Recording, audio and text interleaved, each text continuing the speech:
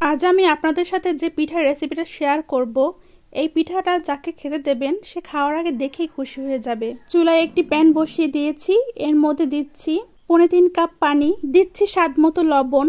লবণটা দিয়ে একটু নেড়েচেড়ে দিচ্ছি যাতে লবণটা গলে যায়। এখন পানিটা ফুটে ওঠা পর্যন্ত অপেক্ষা করছি। ঢাকনা দিয়ে ঢেকে দিচ্ছি, কারণ ঢাকনা দিয়ে ঢেকে দিলে পানিটা খুব দ্রুত ফুটে ওঠে। ঢাকনাটা তুলে নিচ্ছি, পানিটা ফুটে উঠেছে। এখন দিচ্ছি 3 কাপ আটা। আটাটা আমি আগে থেকে চেলে রেখেছিলাম, আপনারা চাইলে ময়দা দিয়ে ওই পিঠাটা তৈরি করতে পারেন। আটাটা দিয়ে আমি একটু ফাঁকা ফাঁকা করে দিচ্ছি যেন ভাপটা উপরে উঠে আসে। এখন ঢাকনা দিয়ে ঢেকে 5 মিনিট অপেক্ষা করছি। 5 মিনিট পর ঢাকনাটা তুলে ভালোভাবে নেড়েচেড়ে আমি আটাটা সেদ্ধ করে নিচ্ছি। খুব ভালোভাবে নাড়তে হবে যাতে কোনো অংশ যেন কাঁচা না থাকে। এখন চুলা অফ করে ঢেকে 10 মিনিট ভাপে রেখে দিচ্ছি যাতে কোনো অংশ কাঁচা থাকলেও যেন সিদ্ধ হয়ে যায়। 10 মিনিট পরে আটাটা ঠান্ডা করে মুথে নিতে হবে। মুথে নেওয়ার কাজটা আম্মু করে দিচ্ছিল। কিছু সময় মুথে নেওয়ার পরে দিয়ে দিচ্ছি 2টা ডিম। ডিম 2টা দেওয়ার পরে একটু ফেটিয়ে নিয়ে ডিমের সাথে আটাটা ভালোভাবে মুথে নিতে হবে। আবারও কিছু সময় মুথে নেওয়ার পরে দিয়ে দিচ্ছি এখন 1 টেবিল চামচ সয়াবিন তেল। তেলটা দিয়ে সবকিছু ভালোভাবে মুথে নিয়ে একটা সফট ডো তৈরি করে নিতে হবে যাতে ভিতরে কোনো দানা না থাকে। ডোটা মথা যত ভালো হবে পিঠাটাও ততই ভালো হবে। ডোটা তৈরি করা হয়ে গেছে। এখন এখান থেকে আমি অল্প অল্প করে ডো নিয়ে পিঠাগুলো তৈরি করে নেব। প্রত্যেকটা পিঠা তৈরি করার জন্যই সমপরিমাণ ডো নিতে হবে। আপনারা চাইলে লেচি কেটেও নিতে পারেন, আবার হাতের আন্দাজে সমপরিমাণ ডো নিয়ে পিঠাগুলো তৈরি করতে পারেন। আমি ডো থেকে প্যারা তৈরি করে নিয়েছি। এখন একটা রুটি বেলে নেব। পাতলা করে রুটিটা বেলতে হবে, কিন্তু বেশি পাতলা করার প্রয়োজন নেই। আমরা রোজকার যে রুটিটা খাই সেইভাবে পাতলা করে বেলে নিলেই হয়ে যাবে। আমার রুটিটা বেলে নেওয়া হয়ে গেছে। এখন আমি পিঠা তৈরি করে নেব। ছুরি দিয়ে আমি রুটিটার একটা পাশ থেকে সামান্য একটু কেটে নিচ্ছি।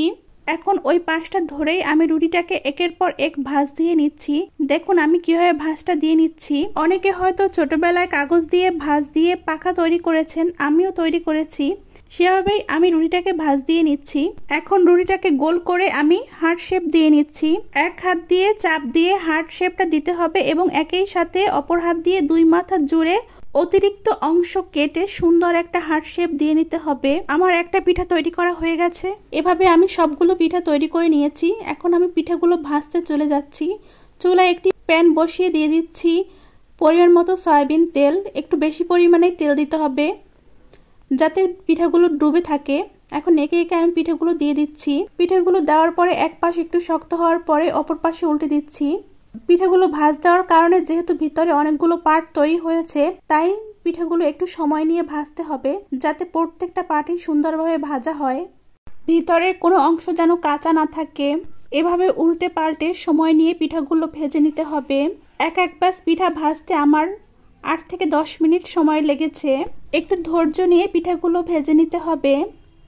পিঠাগুলো যখন গোল্ডেন ব্রাউন কালার হয়ে আসবে, এ পর্যায়ে একটা কিচেন টিস্যুর উপর তেল ছড়িয়ে পিঠাগুলো তুলে নিচ্ছি যাতে পিঠার গায়ে লেগে থাকা তেল টিস্যুতে শুষে নেয়। এখন আমি পিঠাগুলো ভিজানোর জন্য শিরা তৈরি করে নিচ্ছি। আমি একটি কড়াইতে দিয়ে দিচ্ছি 1 লিটার পরিমাণ গরুর দুধ। এর মধ্যে দিচ্ছি 1 কাপ পরিমাণ চিনি, দারুচিনি ও এলাচি, সামান্য লবণও দিয়ে দিয়েছিলাম। এখন ভালোভাবে নেড়েচেড়ে শিরায় বলক আসা পর্যন্ত অপেক্ষা করছি। শিরায় বলক চলে এসেছে। আরও 2-3 মিনিট জাল করে আমি চুলাটা বন্ধ করে রাখছি। এখন আমি একটা বাটিতে ভেজে রাখা পিঠাগুলো তুলে নিচ্ছি। খেয়াল রাখতে হবে পিঠাগুলো যেন হালকা গরম অবস্থায় থাকে।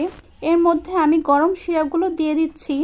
পিঠাগুলো যেন ডুবে থাকে এই পরিমাণ শিরা দিতে হবে, কারণ পর্যাপ্ত পরিমাণ শিরা না হলে পিঠাগুলো ভালোভাবে ভিজবে না। এখন 3 থেকে 4 ঘন্টা পিঠাগুলো আমি এভাবে ভিজিয়ে ঢেকে রেখে দিচ্ছি।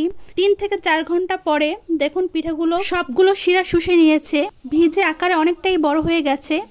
একটা পিঠা আপনাদেরকে কেটে দেখাচ্ছি, দেখুন কতটা পারফেক্টভাবে ভেজেছে।